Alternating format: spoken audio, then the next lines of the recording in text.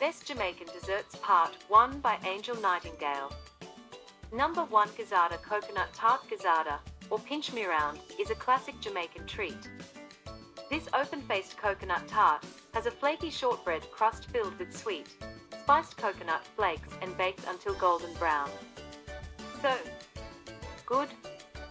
Servings: 8. Tarts. Course dessert. Cuisine Caribbean ingredients. Crust: 2 cups all-purpose flour. 1 stick, half a cup, salted butter, place in freezer for 5 minutes. Half a cup ice-cold water. Gazada filling: 2 cups freshly grated brown coconut, or store-bought unsweetened desiccated coconut. 1 teaspoon freshly grated ginger. 2 cups brown sugar. 1 teaspoon grated nutmeg. 1 teaspoon ground allspice. Half a tablespoon ground cinnamon. 2 tablespoons vanilla extract.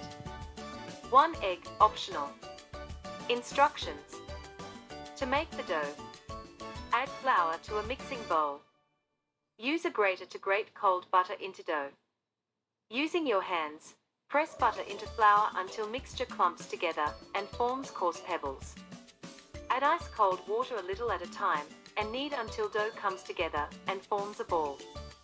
Cover with plastic wrap and refrigerate for at least 30 minutes. Prepare the filling. If using fresh coconut, add grated coconut to a bowl, along with grated ginger.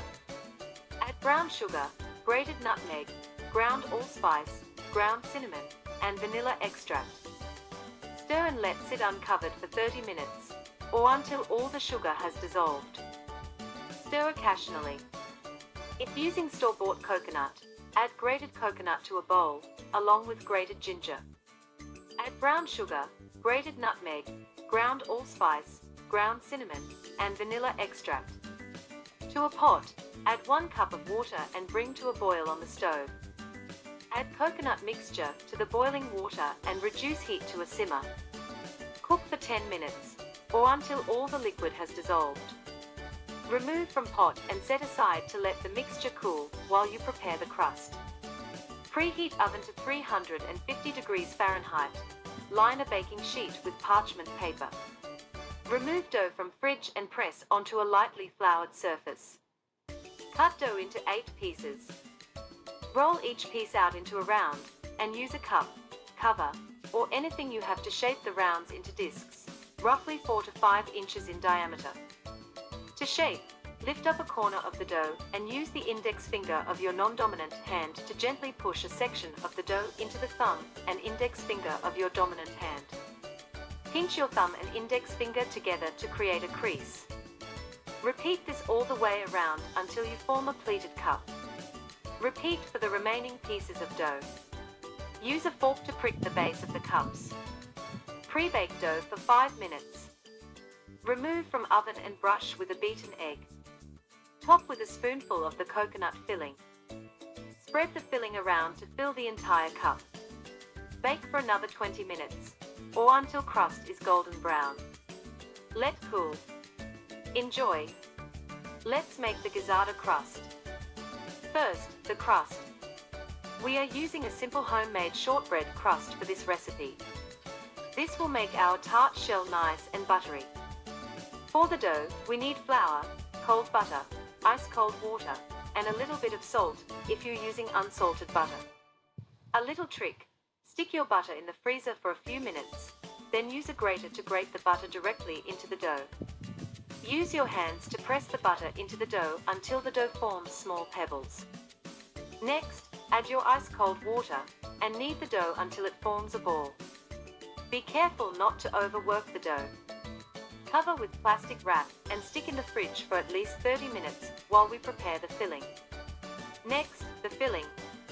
I'm all about using whatever works and whatever is quickest, but for this recipe, I think it really makes a difference if you use fresh coconut. Since the filling is made up almost entirely of just this one ingredient, we have to make sure to use the best quality coconut we can possibly find. Of course, you can also use store-bought shredded coconut, and I'll explain how to do that below. Step 2. The gizzarda filling, fresh coconut. You'll want to use a brown coconut for this recipe, i.e. the type that has a rough, almost hairy brown exterior and 3 round eyes. Brown coconut is great because it has less water than young green coconuts, and the coconut flesh is thick and chewy, a perfect consistency for baking. First things first, crack open your coconut, pour out the water, and remove the flesh. Opening a coconut is not easy. I struggled for the longest time, and had to swap my Santoku knife for a screwdriver and a hammer, I kid you not, but we made it work. Once you get the flesh, it's time to start grating. You might notice that the flesh has some thin brown pieces attached to it. That's totally fine. You can go ahead and grate those parts as well, or if you want to just grate the flesh, turn your flesh so that the white part is facing the grater, and stop grating once you get down to the brown parts. Tip: I like to add a little something extra to the filling by grating some fresh ginger. It adds so much flavor and helps cut some of the sweetness. Once you grate the coconut flesh and ginger, transfer everything to a large mixing bowl and add brown sugar, grated nutmeg, ground allspice, vanilla extract and ground cinnamon. Then use a fork to stir everything together. Now here's the best part. If you went through the trouble of using fresh coconut, you're going to be rewarded because your filling is now done. No cooking needed. Wait, what? Fresh coconut has a lot of natural juices, so it can break down the brown sugar and spices we'll be adding. All we need is a little time. In about 30 minutes, your coconut filling turns into this. Hooray! If you want the coconut to be even softer, you can let the mixture sit for longer. When it reaches the consistency you like, move on to step 3. Step 2. The gizzarda filling, store-bought coconut. If you are using store-bought coconut, be sure to get unsweetened shredded or desiccated coconut. You can find this in most grocery stores. Do not get coconut flakes, coconut chips, or sweetened coconut, as none of these will work in this recipe. In a large mixing bowl, combine the coconut, ginger, brown sugar, grated nutmeg, ground allspice, vanilla extract and ground cinnamon. Then use a fork to stir everything together. Next, bring 1 cup of water to a boil and add your coconut mixture. Reduce heat to low and let the mixture cook until the water has completely evaporated, about 10 minutes. Remove from the stove and let the mixture sit for about 10 minutes until it cools and firms up. Note, if you use store-bought coconut, the texture of your filling will be a bit different, but it will still be delicious. Step 3. The assembly. Now it's time to assemble the gizzardas. First we need to form the perfect gizzarda shape.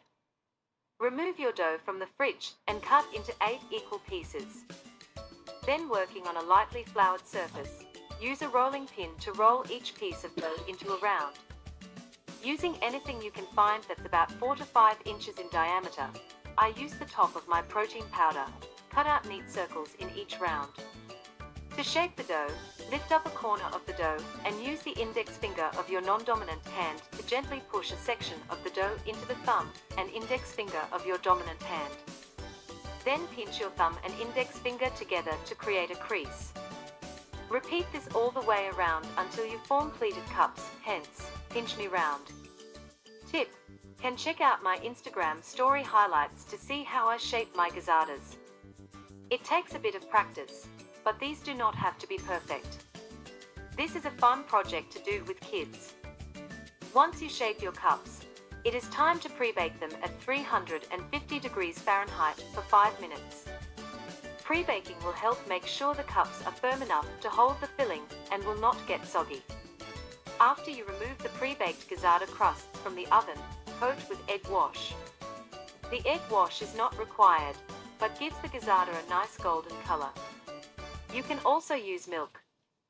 Scoop a spoonful of filling into each crust and press flat. Transfer the filled gizzardas back to your baking sheet and bake at 350 F for 20 minutes, or until golden brown. Some of the liquid might ooze out, that's normal. Let the gazzadas sit on a wire rack until they are completely cool, then enjoy. Can you make gazzada ahead of time? As you can see, making gazzadas can be a tedious process, but the good news is you can make the shells and filling beforehand and freeze them separately. Then combine and bake when you are ready to eat. Number TWO, Jamaican sweet potato pudding. There is just something about Jamaican sweet potato pudding that makes it simply irresistible. Because once you've tried it, you just can't enough. For many Jamaicans, sweet potato pudding are DI boss when compared to other puddings. Jamaican sweet potato pudding, or sweet potato pone, is a traditional dessert that uses simple ingredients, but takes expertise to get an authentic homemade flavor and tantalizing texture. I've known many pudding lovers who've traveled far and wide just to get their hands on a slice of this mouth-watering dessert. But if you've ever faced that problem, search no more. Because today, you'll get to enjoy the whole pudding pan by learning how to make sweet potato pudding yourself. My no-fuss recipe will teach you how to easily bake this appetizing Jamaican favorite that's smooth in texture and rich in flavor. Prep time: 30 minutes. Bake time: 2 hours 30 minutes. Total time: 3 hours. Ingredients: 2.5 pounds Jamaican sweet potato, purple skin, gives you 8 to 10 cups chopped potatoes. Use the purple skin potatoes or purple skin yam that is white when you cut into it. Do not use the orange flesh potatoes for this recipe. 2 cups coconut milk for blending. 1¼ cup brown sugar. 3 tablespoons vanilla. 1 tablespoon almond essence. 1 tablespoon mixed spice liquid. 1 tablespoon rum. 1/4 cup shredded coconut or coconut flakes unsweetened, optional. Dry ingredients, combine in a separate bowl. 2 cups flour all-purpose. 1 teaspoon baking powder. 1/2 cup cornmeal finely ground. 1 tablespoon cornstarch. 1 teaspoon salt to taste. 1 tablespoon ginger powder. 2 teaspoons ground nutmeg. 1/4 cup raisins optional. For custard, 1/2 cup thick coconut milk. 2 teaspoons brown sugar. 1/4 teaspoon salt. 1/4 teaspoon ginger powder. 2 teaspoons vanilla. 1 teaspoon mixed spice. 1/2 teaspoon cinnamon. 1/2 teaspoon melted butter. Instructions: peel and wash the sweet potatoes. Cut the sweet potatoes into small, 1-inch pieces and set aside. Preheat the oven to 350 degrees F. Grease a 9-inch round baking tin and set aside. Add 4 to 5 cups of the chopped potatoes to a blender with 1 cup of coconut milk. Blend the sweet potatoes on high until smooth, then pour it into a large mixing bowl. Follow this technique to blend the chopped potatoes. Blend the mixture for 5 seconds, stop, then stir it completely before blending for another 5 seconds. Blend and stir a few times more until the mixture is smooth. The blended potatoes should have a thick, lumpy consistency. Blend the remaining chopped potatoes with 1 cup coconut milk, then add it to the large mixing bowl. Add the sugar, vanilla, almond essence, rum, and liquid mixed spice to the bowl of blended potatoes, then combine well. If you have powdered mixed spice, add it to the flour mixture in the step below. In a separate bowl, combine the flour and other dry ingredients, then whisk together. Use a large spoon to fold the dry ingredients into the blended sweet potatoes, then mix well until there is no trace of the flour. Add the coconut flakes and mix well. Toss the raisins in a small bowl of flour, then sieve off the excess flour. Drop the raisins evenly into the batter, then stir the batter lightly until there are no raisins visible. Pour the mixture into the greased baking tin, place it on a rack in the center of the oven and bake for 2 hours 20 minutes. Prepare the custard mixture in a small bowl and set aside. After 2 hours 20 minutes, remove the pudding from the oven and use a knife to test the center of the pudding for doneness. When the center of the pudding is relatively firm and the knife comes out mostly clean, the pudding is ready for the custard. If the center of the pudding is still soft, allow the pudding to bake for another 20 to 30 minutes, then test it again. When the pudding is firm in the center, pour the custard mix on top. Use the back of a spoon to evenly spread the custard over the entire surface of the pudding. Return the pudding to the oven and bake for a further 10 minutes. Remove the pudding from the oven and let it rest on the countertop uncovered for at least 4 hours to cool. You may cover the pudding with a dishcloth, which allows the steam to escape. The pudding must cool completely so that it's firm enough to slice. If you can resist the delicious smell, let the pudding rest overnight in the refrigerator before slicing it. I find that sweet potato pudding has the best flavor and texture 1 to 2 days after baking. Please note, as soon as the sweet potato pudding cools, refrigerate it, and keep it refrigerated to enjoy your pudding for longer. When the pudding cools, enjoy it on its own, or with a scoop of your favorite ice cream. Bless up, slice, serve and enjoy it. Number 3. Hummingbird cake. This southern hummingbird cake recipe is a deliciously moist cake filled with ripe banana, perfectly sweet pineapple, and chopped pecans that's topped with an irresistibly rich cream cheese frosting. It tastes almost tropical. If you love desserts course, dessert cuisine, American, South, Southern prep time, 25 minutes cook time, 30 minutes total time, 55 minutes servings, 20 servings calories, 444 kcal.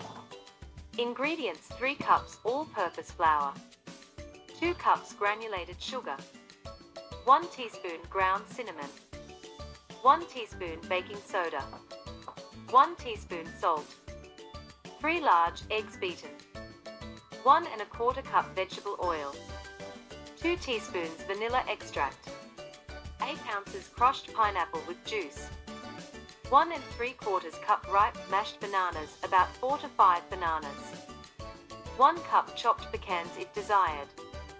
For the cream cheese frosting, 1 cup unsalted butter room temperature, 8-ounce cream cheese room temperature, 3½ cups confectioner's sugar up to 4 cups if you want it stiffer, pinch of salt, 2 teaspoons pineapple juice, 2 teaspoons vanilla extract, 1/4 cup finely chopped pecans for garnish if desired. US customary metric. Instructions. For the cake, preheat oven to 350 degrees. Prepare 2 9-inch round cake pans by spraying with non-stick baking spray, then lining each pan with parchment paper, then lastly spraying the top of the parchment paper. In a large bowl, add flour, sugar, cinnamon, baking soda, and salt, then whisk together until combined. Next, whisk in eggs, oil, vanilla, pineapple with juice, mashed bananas, and pecans if using until completely combined. The final batter will be thick. Evenly divide the batter into prepared cake pans and bake for 24 to 30 minutes, or until a toothpick inserted into the center comes out clean. After cooling for 10 to 15 minutes, remove cakes and allow them to cool to room temperature before frosting. For the frosting, add butter and cream cheese to the bowl of your mixer and beat on high speed until it begins to thicken and fluff. Next, slow down the mixer and carefully add in the confectioner's sugar. Once all sugar has incorporated, turn mixer back to high to continue whipping. Add in pineapple juice and vanilla and continue whipping until it is smooth, light, and a fluffy frosting. To assemble, level the cakes, if necessary, and slice each cake into 2 layers, making a total of 4 layers of cake, if desired, or you can leave as 2 layers. Add frosting between layers, then frost entire cake with remaining frosting. Garnish with additional pecans if desired. Serve at room temperature. Notes: if anyone in your family has a nut allergy, feel free to omit them completely from the recipe. It will still taste amazing. You can also avoid turning the cake into 4 layers by just leaving this a 2-layer cake if you desire as well. For a stiffer frosting, go up to 4 cups of confectioner's sugar. It won't be as loose in texture when icing your cake. Nutrition.